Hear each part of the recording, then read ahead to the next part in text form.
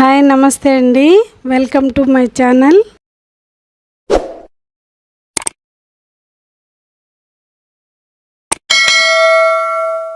మనము మునక్కాయ ఊరగాయ చేయబోతున్నాం. మునక్కాయ ఊరగాయకి ఈ సైజు చిన్న సైజు మునక్కాయలు కోసుకోవాలండి. నేనైతే ఇలాగే చేస్తుంటాను. పెద్దవి అయితే ఇట్లా పళ్ళతో లాగి పళ్ళలో గుచ్చుకుంటున్నాయని పిల్లలు తింటలేదు. అందువల్ల చిన్న సైజు నోట్లో అలా వేసుకొని నవిలేసేయచ్చు అనమాట. వీటికి తొక్క తీయకూడదండి. తొక్క తీస్తే మనకి పచ్చళ్ళలో నానే కొంది పుల్లలుగా మొత్తం మునక్కాయ ఊడిపోద్ది అనమాట. లేత మునక్కాయ లావుగా ఉండాలి, ప్లస్ నాటు మునక్కాయ అయి ఉండాలి. ఇలా నాటు మునక్కాయలు 4 తీసుకున్నానండి. తాలింపు కోసం తాలింపు గింజలు, ఎండుమిరపకాయలు, వెల్లుల్లిపాయలు, కరివేపాకండి. ఇవి వచ్చేసి పచ్చడి కోసం 1 స్పూన్ మెంతులు, 2 స్పూన్లు ఆవాలండి. దోరగా వేయించుకొని పొడిగొట్టుకున్నాను. చిన్న బత్తాయి పండు అంతా చింతపండు తీసుకోవాలండి. అది బాగా చిక్కగా రసం తీసి ఉప్పేసి ఇలా చిక్కగా అయ్యేంత వరకు ఉడకబెట్టుకున్నాను. నేను ప్రతిదీ ఉరామారిగ్గా తీస్తుంటాను, కొలతలు లేవండి. ఇది కారం, ఇంట్లో చేసుకున్న కారం అన్నమాట. ఇది వచ్చేసి 1 కప్పు తీసుకున్నాను. మన ఇష్టం, ఎక్కువ కావాలంటే ఎక్కువ, తక్కువ కావాలంటే తక్కువ కారం అలా కలుపుకోవచ్చు. బాండీలో వేరుశనగ నూనె పోసానండి. ఇదే మనకి పచ్చళ్ళలోకి కూడా సరిపోతుంది. ఇప్పుడు దీంట్లో ఈ మునక్కాయ ముక్కలు వేసి దోరగా వేయించుకోవాలి. మరీ డ్రై అవ్వనివ్వకూడదు, కొంచెం దోరగా వేయించుకోవాలి. వేయించిన తర్వాత చూద్దాం.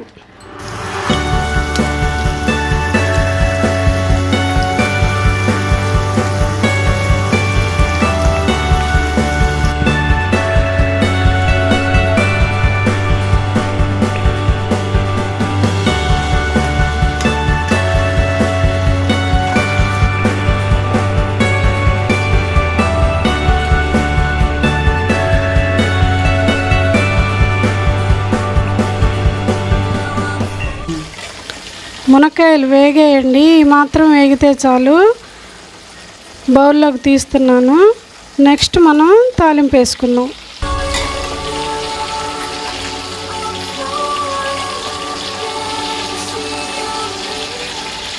మునక్కాయలు తీసిన అదే నూనెలో తాలింపు వేసుకున్నామండి. తాలింపు కోసం ఎండుమిరపకాయలు, ఆవాలు, పచ్చిశనగపప్పు అండి. జీలకర్ర, మినప్పప్పు వేయొద్దండి, టేస్ట్ మారిపోతుంది. ఇవి వేగుతుండగానే చిన్నుల్లిపాయ రెబ్బలు, కరివేపాకు వేసుకుందాం.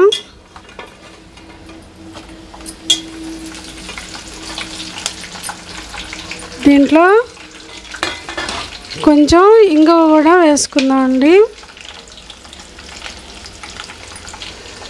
ఇంగువ వేసుకుంటే మంచి టేస్ట్ వస్తుంది.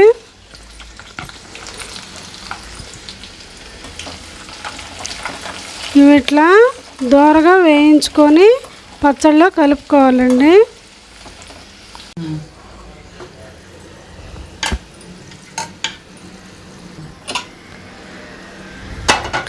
తాలింపు ఇలా వేడిగా ఉండంగానే మనం ఏదైతే చింతపండు రసం ఉడకబెట్టుకున్నామో దాన్ని కూడా దీంట్లో కలుపుకుందాం.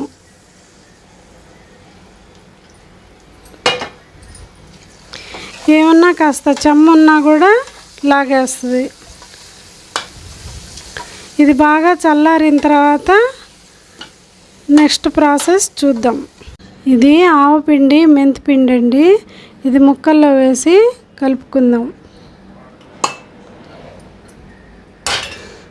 దీంతో పాటే కారపొడి కూడా కలుపుకుందాం.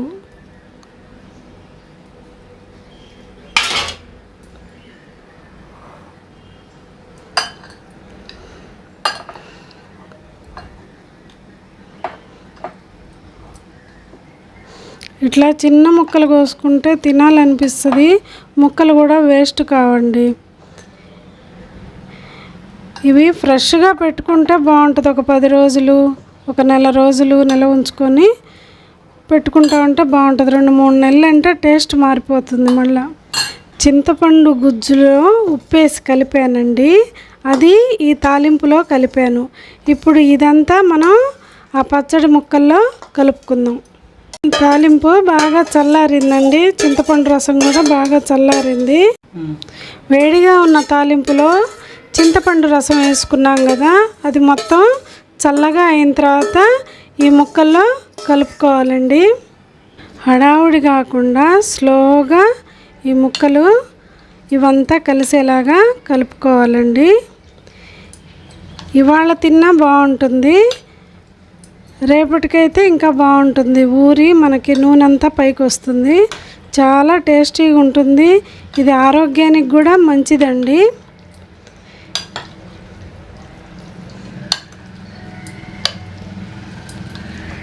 నా వీడియోలు మీకు నచ్చుతుంటే ప్లీజ్ లైక్ చేయండి.